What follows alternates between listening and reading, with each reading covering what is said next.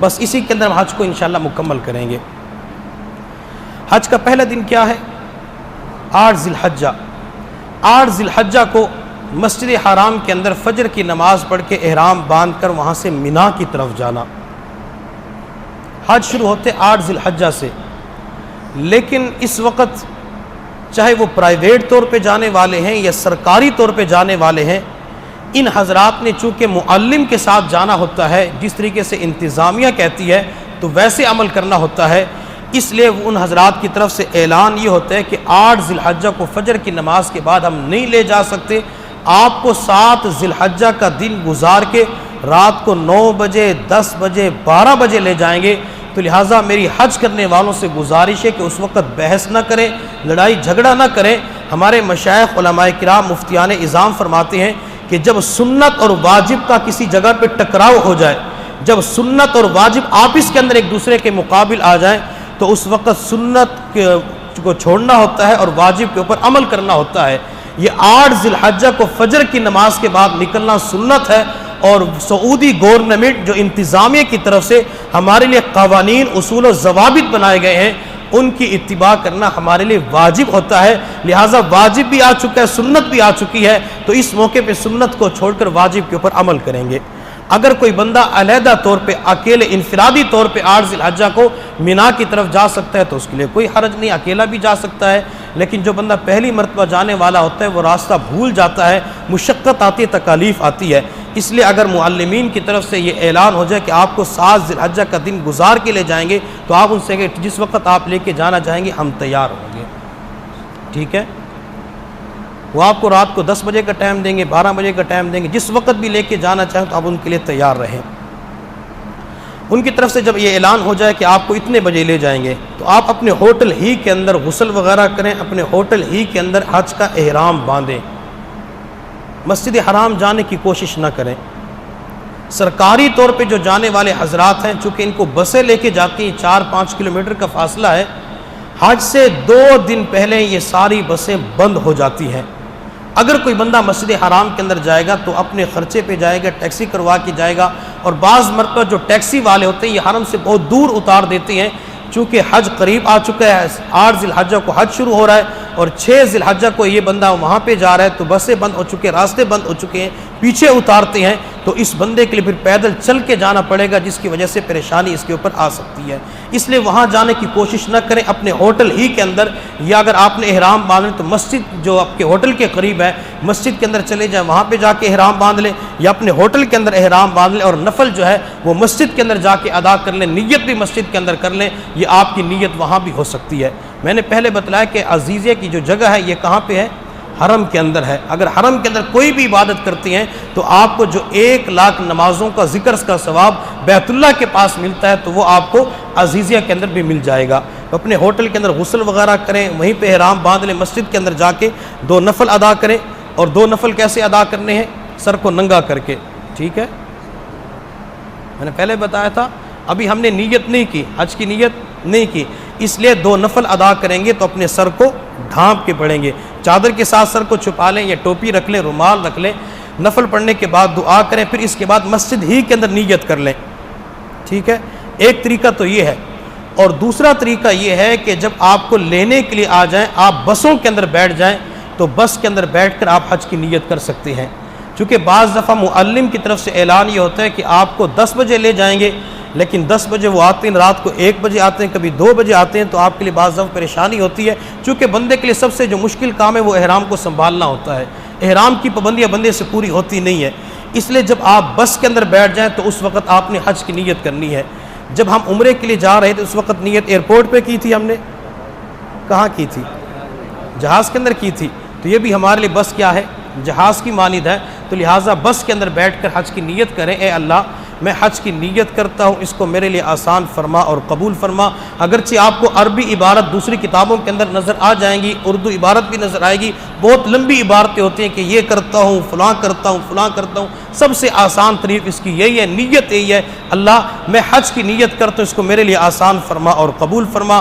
یہ نیت کر لی، اس کے بعد ایک مرتبہ اونچی آواز سے تلبیہ پڑھیں، لبیک اللہم لبیک، پھر اس کے بعد آپ کے اوپر احرام کی پابندیاں شروع ہو چکی ہیں۔ آپ کو عزیزیہ سے مینا کی طرف لے جائیں گے۔ مینا کے اندر آپ کا صرف ایک کام ہے، وہ ہے 5 نمازیں ادا کرنی۔ مینا کے اندر کیا کام ہے؟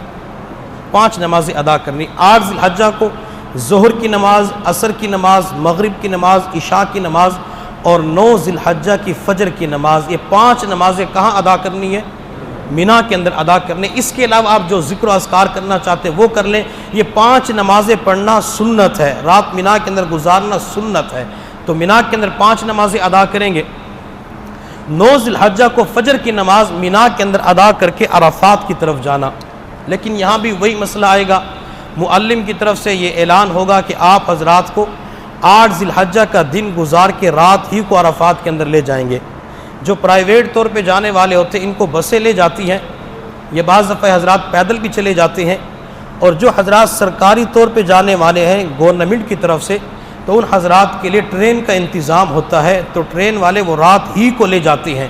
تو اس لیے ان حضرات سے بحث نہ کریں، جس وقت بھی ان کی طرف سے اعلان ہو تو ان کی اتباع کرتے ہوئے، ان کے اصول و ضوابط کو دیکھتے ہوئے ان کے ساتھ چلے جائیں، تاکہ آپ حضرات کے لیے بات کے اندر کوئی پریشانی نہ ہو۔ بعض مرتبہ ہم کہہ دیتے ہیں کہ میں پیدل چلا جاؤں گا، اب گروپ ہے 12 بندوں کا، جوان 2 ہیں اور 10 حضرات جو ہیں وہ بوڑھے قسم کے ہیں، بیمار ہیں، وہ زیادہ چل نہیں سکتے۔ اب یہ کہتے ہیں نہیں میں نے تو پیدل جانا ہے۔ اب بوڑھا کہتے ہیں بیٹا ہمارے لیے چلنا دشوار ہے، تو سمجھدار ہے، تجھے راستے کا پتہ ہوتا ہے، تو قافلے کو گروپ کو لے کے چلنے والا ہے، تو پیدل نہ جا۔ کہتے ہیں نہیں میں نے تو پیدل جانا ہے، تو لہٰذا یہ اکیلا بندہ گروپ کو چھوڑ کے نہ جائے بلکہ ان کو ساتھ لے کے چلے، چونکہ گورنمنٹ سرکاری طور پہ جو جانے والے حضرات ہیں ان کے لیے ٹرین کا انتظام ہوتا ہے۔ ٹرین پہ بندہ مینا سے عرفات 9 یا 11 منٹ کے اندر پہنچ جاتا ہے۔ کتنے منٹ میں؟ 9 یا 11 منٹ کے اندر۔ اور جو بسوں پہ جانے والے ہوتے ہیں وہ 6-7 گھنٹوں کے اندر پہنچتے ہیں۔ بعض اللہ کی طرف سے کوئی سہولت ہو جائے تو جلدی پہنچ جاتے ہیں، ورنہ بسوں پہ جانے والے 6 گھنٹے بھی لگ جاتے ہیں، 8 گھنٹے بھی لگ جاتے ہیں، 5 گھنٹے بھی لگ جاتے ہیں، اور جو پیدل چلنے والے ہوتے ہیں تقریباً 1.5 گھنٹے کے اندر 2 گھنٹے کے اندر وہاں پہنچ سکتے ہیں۔ تو جو اللہ نے ہمیں سہولت دی ہے تو اس سہولت سے فائدہ اٹھانا چاہیے۔ رخصت دی ہوئی ہے تو رخصت کے اندر ہم اپنے آپ کو مشقتوں کے اندر نہ ڈالیں۔ اس لیے جن کو ٹرین کا ٹکٹ مل جائے، اپنے بازو کے اندر کلائی کے اندر باندھنا ہوتا ہے، تو وہ حضرات ٹرین کے اوپر جائیں، چونکہ ان کا جو خیمہ ہوتا ہے سرکاری طور پہ جانے والے، ان کا خیمہ اس اسٹیشن کے بالکل قریب ہوتا ہے، لہٰذا اگر پیدل جائیں گے یا دوسرے گروپ کے ساتھ جائیں گے تو پتہ نہیں خیمہ کہاں ملتا ہے، اپنا خیمہ ملتا بھی یا نہیں ملتا، تو ان حضرات کے لیے پریشانی ہوگی۔ اگر بندہ اکیلا ہے تو بندہ اکیلا چل سکتا ہے، بندہ خیمے تلاش بھی کر سکتا ہے، لیکن اگر کسی کے ساتھ بیوی ہے، بیٹی ہے، بہن ہے، والدہ ہے، تو پھر ان خواتین کے لیے چلنا مشکل ہو جاتا ہے۔ تو لہٰذا اپنے آپ اپنی وجہ سے کسی خاتون کو مشقت کے اندر بالکل نہ ڈالیں۔ تو مینا کے اندر کیا کام تھا؟ صرف 5 نمازیں ہیں۔ مینا کے اندر کیا ہے؟ 5 نمازیں، ظہر، عصر، مغرب، عشاء اور 9 ذی الحجہ کی فجر۔ 9 ذی الحجہ کو ہم نے عرفات کی طرف جانا ہے۔ عرفات کے اندر غسل کرنا حضور صلی اللہ علیہ وسلم کی سنت ہے۔ اگر غسل کا موقع مل جائے تو غسل کر لیں سنت کی نیت کے ساتھ، صرف پانی بہانا ہوتا ہے، جسم پہ صابن وغیرہ نہیں لگانی ہوتی۔ زوال کے بعد سے لے کر غروب آفتاب تک یہ سارا وقت عرفات کے اندر گزارنا واجب ہے۔ اور فرض مقدار کیا ہے؟ اگر کوئی بندہ صرف 1 لمحے کے لیے، 1 سیکنڈ کے لیے عرفات کے اندر ٹھہر گیا زوال سے لے کر غروب آفتاب تک کسی بھی وقت، تو اس بندے کا فرض ادا ہو گیا۔ چاہے یہ بندہ بے ہوشی کی حالت میں چلا گیا، یا بندہ بیمار ہے، بندہ سواری کے اوپر ہے، بندہ بیمار ہے جہاز کے اندر، یا کسی اور طریقے سے اس بیمار کو وہاں پہنچایا گیا ہے، اگر 1 لمحے کے لیے بھی ٹھہر گیا تو اس کا فرض ادا ہو جائے گا۔ میں نے حج کے 2 فرض بتلائے تھے۔ پہلا فرض کیا تھا؟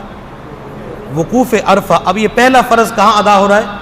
عرفہ کے میدان میں۔ تو پہلا فرض ہم نے یہاں ادا کرنا ہے، تو یہاں ہم نے عرفات کے میدان میں زوال سے لے کر غروب آفتاب تک وقت گزارنا، یہ وقت گزارنا واجب ہے، اور 1 لمحے کے لیے وقت گزار دینا یہ فرض ہے، لہٰذا ہم اپنا سارا وقت وہ خیمے کے اندر گزاریں۔